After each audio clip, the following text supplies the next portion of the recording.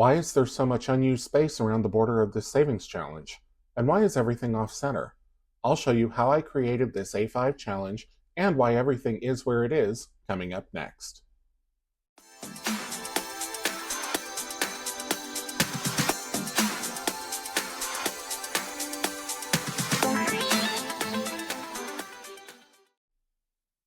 Welcome back to Ready Budget Go. My name is Drew, and on this channel we talk about cash budgeting, saving money, and achieving our financial goals. If that sounds like something you're interested in, please consider subscribing, hit the like button, and leave me a comment down below. I'd love to hear from you. Today, we're going to continue the series on using Canva to create savings challenges. In this video, I'll go over things to keep in mind when setting up your documents to print, especially if you're using a printing partner.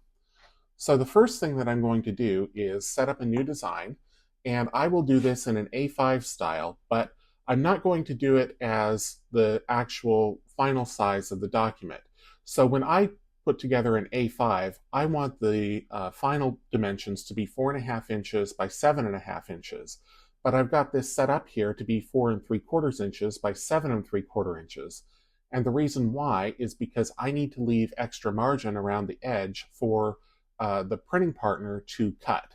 So they aren't going to cut it to exactly 4.7, well, they will cut it to 4.5 by 7.7 or 7.5, but they need that extra bit of buffer to cut around. So I've got this set up here, and I am going to create a new design. And what I'm going to do for the purposes of this exercise, I don't do it when I'm doing a challenge on my own or a design on my own, but just to show you as we go along, what I'm going to do is set up a box here, and I'm going to use the position menu here, and I'm going to make it the actual dimensions that I want it to be, which is 4.5 by 7.5, and I'm going to set it up right there. So anything that is in the white is going to be cut off at the printer. Anything that is not in the white is the actual area that I have to work with. Now, when I start laying things out, I'm not going to want to go right to the edge, because then that will be right at the edge of the printed page. And I'll go over that in more detail as we get there. So the first thing that I'm going to do is I'm going to take off the corner rounding because I used the wrong shape. I am going to make this transparent so we can see what we're doing. And I'm going to get a dashed background, and we'll just make it a 1-point thickness. So again, this isn't something that I would do when I'm creating a document for my own, but for the purposes of this one, I think that'll work fine. Okay, so I'm going to do a birthday theme challenge. You can see I've already got some of the elements here. This is the second time that I'm recording it because there was a mistake on the first one that was significant enough that I had to start over, but that's okay. So what I'm going to do to start this off is I'm going to look for a background. So we'll go into elements, we're already there, and I will search for birthday background, which I've already done.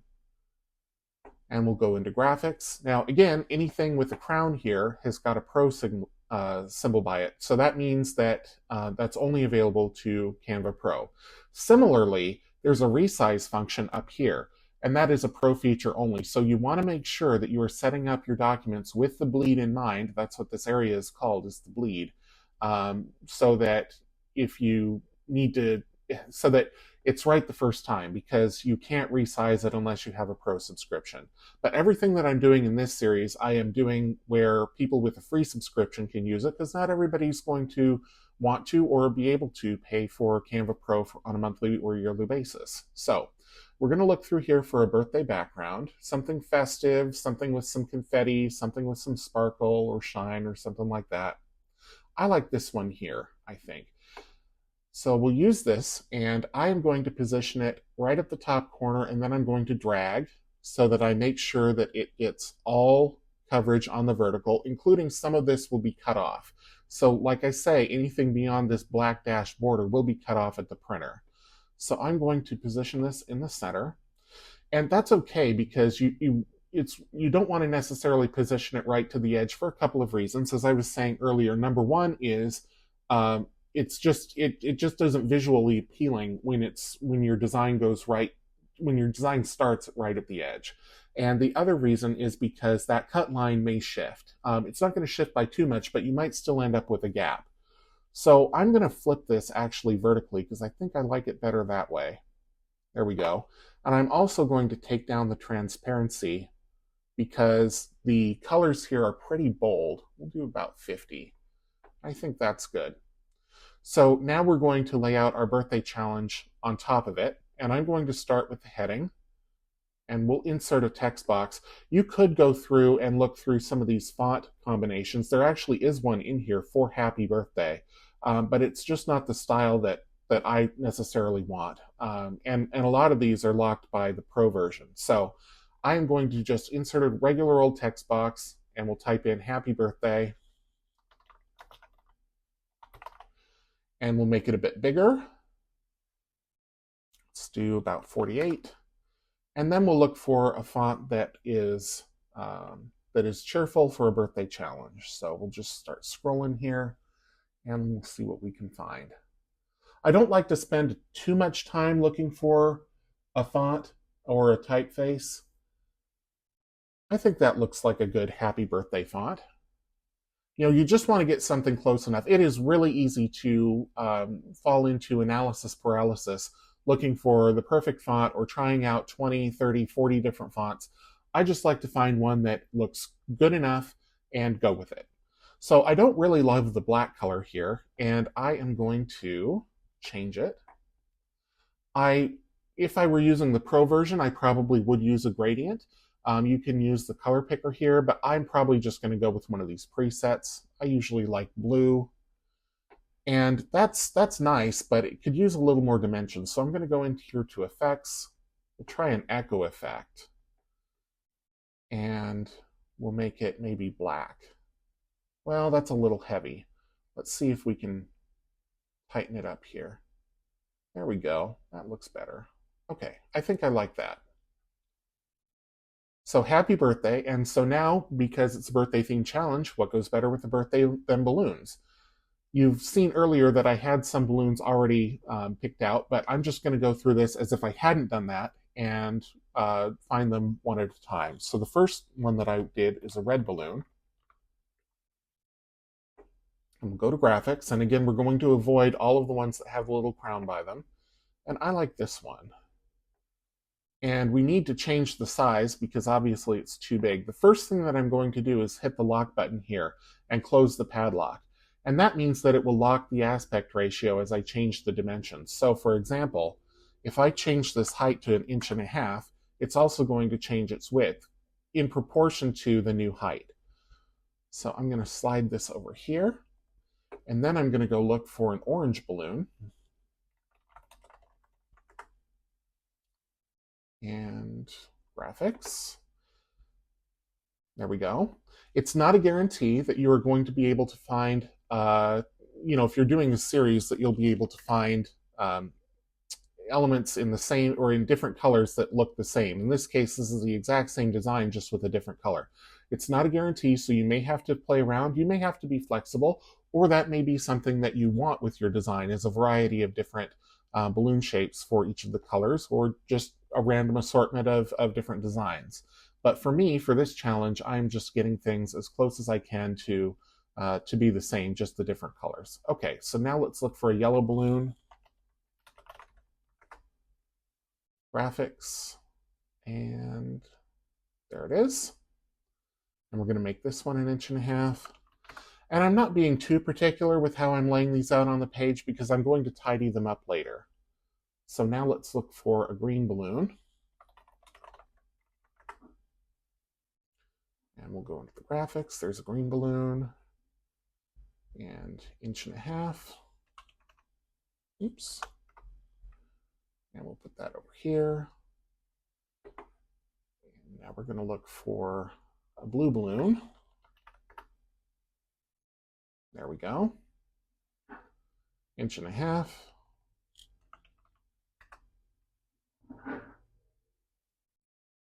And finally, a purple balloon.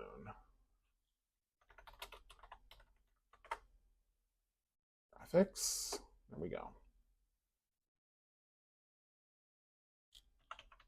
Okay. So I'm going to position that. So that's all 6 of them, but I need 12 total. So now I'm going to start duplicating these one at a time and kind of positioning them roughly where I want them. I could do 4 rows of 3 rather than 3 rows of 4, but I don't think there's enough space. And in fact, from the first draft of this video, I know there's not enough space, so I'm just laying it out this way to save a little bit of time. But it's something that you may have to experiment with as you start doing more and more challenges with where to put things on the page. Okay, so these are roughly what I'm looking for, but I don't love the spacing. The top row is kind of okay. The bottom 2, I've let it slop a little bit. So what I'm going to do is I'm going to select everything,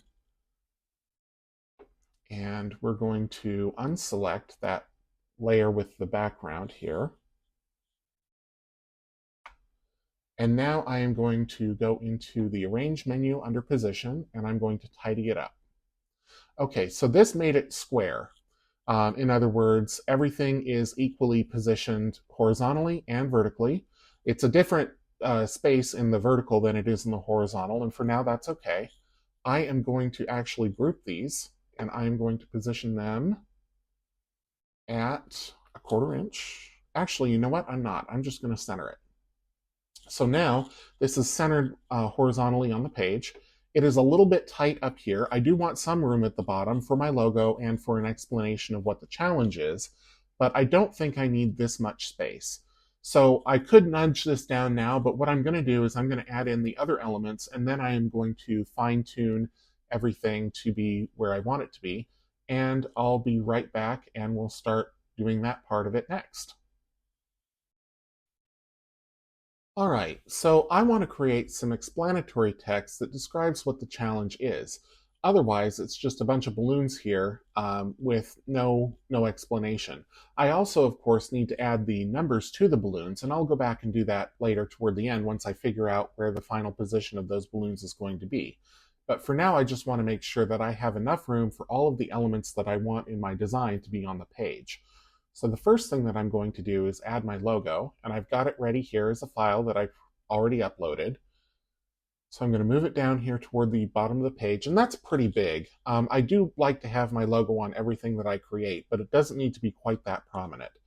So I'm going to shrink it down here a little bit, or a lot bit, and then I will center it that way. So you see there's that line that appears, and so that way you know you're centered on the page.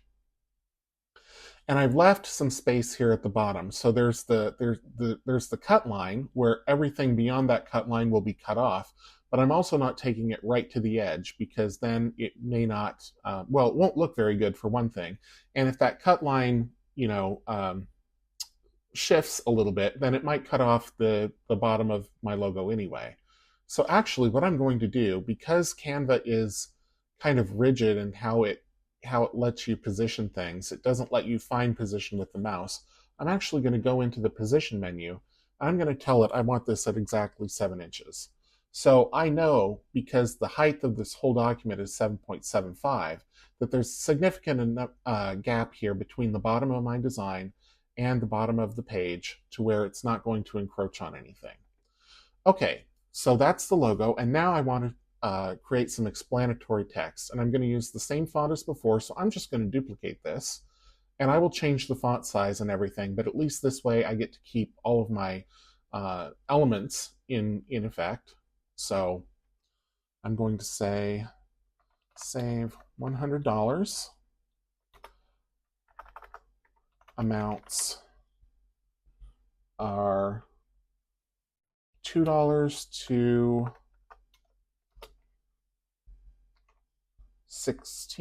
14 is the most. Okay, so this is pretty big, so I need to shrink this down by a lot. I'm going to start with 20. I can probably go bigger than 20, so I'm just going to keep, I think 28 is probably about my limit there. And I can also tighten up the spacing a little bit and keep those closer together. So right now my line spacing is at 1.4. I'm going to make it 1.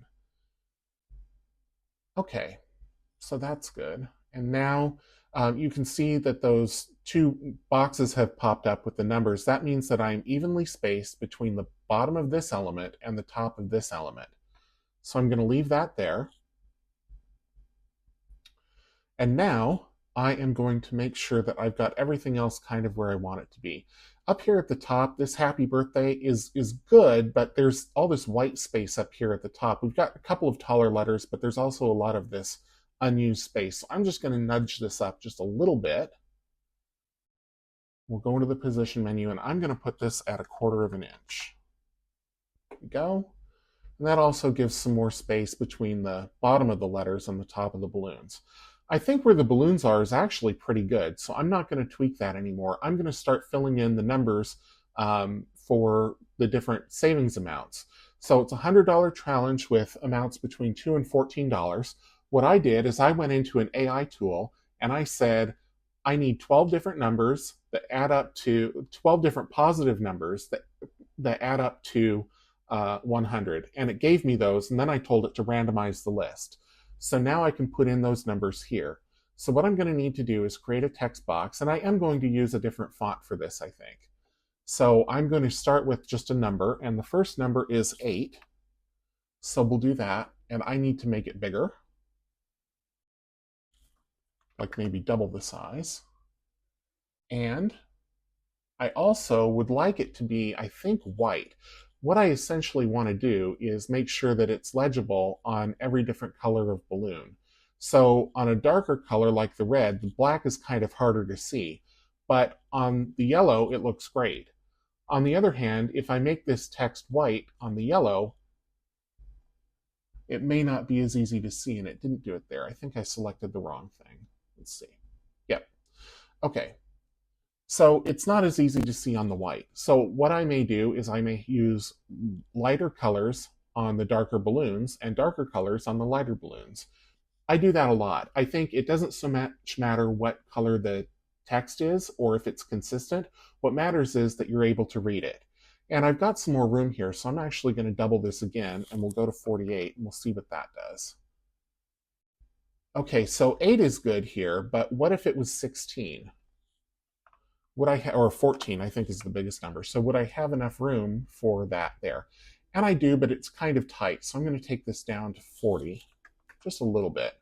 And I think that looks good.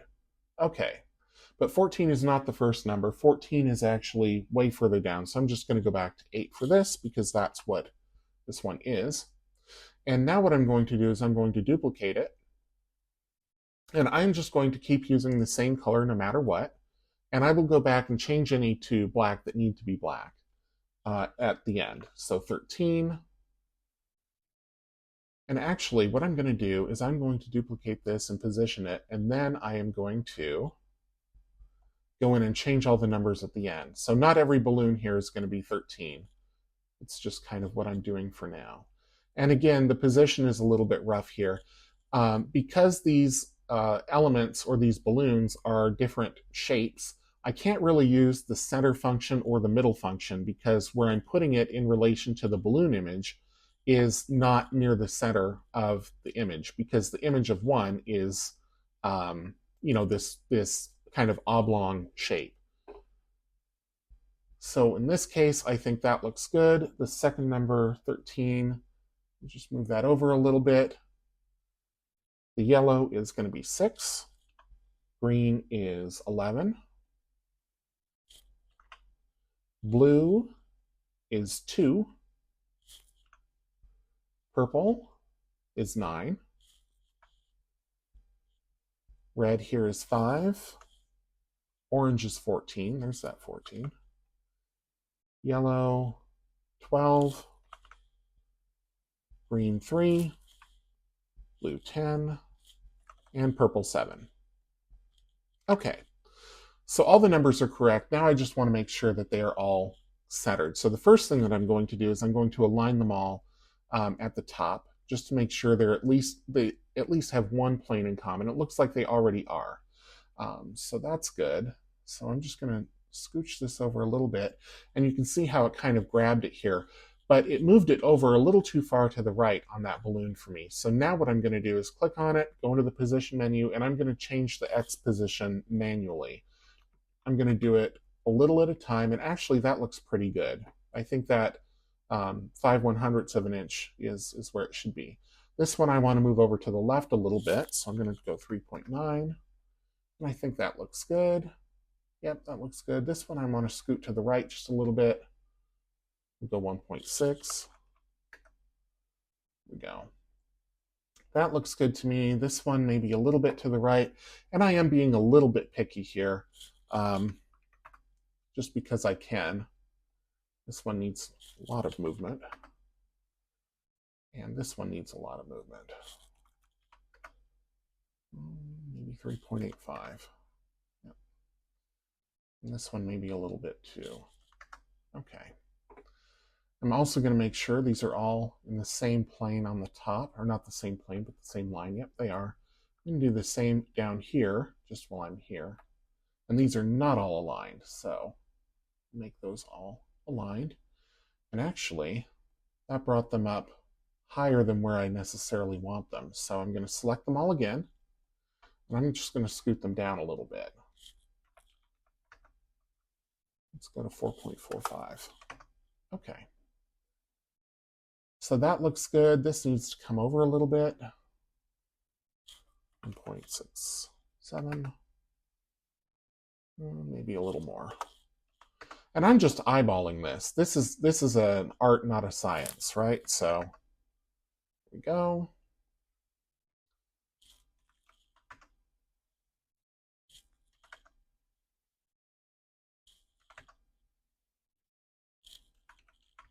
Okay. All right, so all of that looks good to me, and I think, these are actually pretty readable. Now that I've made them bigger, I think the white on the yellow is going to be just fine. I could change them to black, but it would be the only ones that would be, and for that reason, I'm just going to leave them how they are. So my challenge is pretty much done. What I would do is I would delete this. Sorry, not that. We're in a different plane here, so let me select it this way. I'm going to delete that. So that's gone. So now this is the file that I would send to the printer. I would usually ask for a soft proof, in which case they would send it back to me and they would put in that cut line themselves. And they would say, this is the part that's going to be removed. And then it would come back to me once it's printed, and it would be cut down to 7.5 by, 4 3/4 by 7.5. And it looks, in fact, like this design did not go all the way to the edge. So I'm just going to stretch that up a little bit. There we go. So that can be, now when it's cut off, we aren't going to be left, there's no chance we'll be left with kind of an odd white gap. Okay, so that's that. There's one other consideration, though, that I think is important to keep in mind. And I'm going to break it again, and we'll come back and talk about it here in just a minute. And that is the hole punch. So if you are creating a design that's going to be hole punched, or if it's part of a book, you need to make sure that you leave room for that as well. And we'll talk about how to do that here in just a moment. If I intended this challenge to be used only in an A5 envelope, whether it's a zippered envelope or just a pouch, then it would be good to go. I could send this to the printer in confidence that once the final design came back, or once the final print came back at 4.5 inches by 7.5 inches, that it would be able to fit inside that envelope. But if you are planning on making a savings challenge book, or if you are doing a dashboard, or if you just want to be able to hole punch it and put it directly into your savings challenge binder, you need to leave room for those hole punches either on the left side or the right side, or maybe even both. So in order to accommodate that, I usually leave about a 1/2 inch gap between the left-hand side of the design and where my actual design starts. And when I say between the left-hand side of the design, I mean the left-hand side of where it actually begins. So in other words, you lose that 1/8 of an inch, that 0.125 inches on all sides to the cut line. So as a consequence of that, I would start the left-hand side at 0.625. So let's explore how to do that. The first thing that we're going to do is, because I have everything grouped, I can just move everything over and we'll see how that looks. So now we're at 0.25, so let's put it at 0.625. And okay, so it moved the balloons without the text because I didn't group in the text, but you can see that the balloons now have shifted off the page. So I'm just going to undo that. And I need to ungroup everything, regroup the individual elements, and tighten them up to make it so that I can have those hole punches. So I'm going to ungroup, and then what I'm going to do is I'm going to make individual groups here. And this is kind of, well, I mean, it can be a painful process. It's tedious having to do this for each one, but you have to be very explicit with Canva when you're grouping and ungrouping what you're including in those groups, and you have to tell it exactly how you want it to move things around on the page. If you don't do that, then things kind of get a little bit crazy, and you end up having to do a lot more work on the back end, shifting things back to where they're supposed to be. So as unpleasant as this may be to do this for, a minute or a minute and a half or however long it takes, it will save you a lot of time in the long run. So we're grouping and we're grouping. Okay, so now all of those are grouped individually. So now what I can do is I can tighten these up and I can then move them together as a block. So how do I do that? So I'm going to use the same function that I did before, the tidy up function, but now I'm going to squeeze things together. So I am going to move these. I'm going to grab all of these and I'm going to position them, and they're actually not all in the same X, which is interesting. We're going to put them at 0.625. So that's brought them in. I like where this is on the right-hand side. So now what I'm going to do is I'm going to grab everything and I'm going to go into position and I'm going to tidy them up. So now it's just shifted everything to the right. So I also need to make sure that I am shifting this to the right and all of these others to the right so that they stay aligned. So how do I do that? I am going to select this and this and this and this and this and this and this and this and this and all of these. And I could have done this with the drag and select. That would have worked too. I'm going to group them again. So now everything is grouped together. So if I ungroup this, then it's going to ungroup down to the lowest level and I would have to regroup all the balloons again.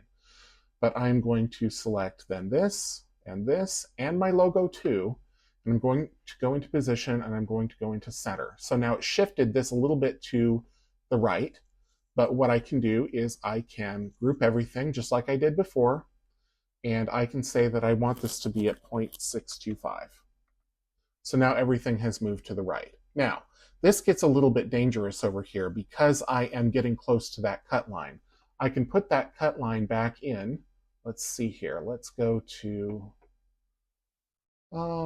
clear that search. We'll do this. Position.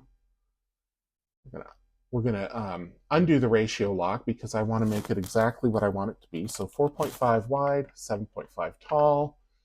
We're going to make it transparent. Now, let me do this first. 0.125, 0.125. And we'll make the background transparent. And we'll give it a border. Dashed line, 1. Okay, so now you can see that the birthday, the text here, has gotten really close to that edge. And I don't want it to be that close. This is actually a top layer, so I can't click on anything underneath it. I will need to move it to a lower layer, so let me do that here. Okay, so now I can click in here. So I like where things are positioned here. That gives me plenty of room for the hole punch. Again, remember that this is the actual edge of the printed document, not the edge of the Canva canvas, but actually what's here.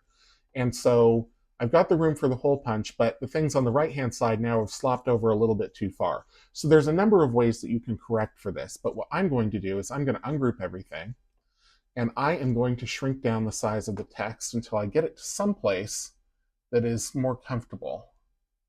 Yep, okay, so that looks good. So now I'm well within that boundary. All of these are within that boundary, and I should be good to go.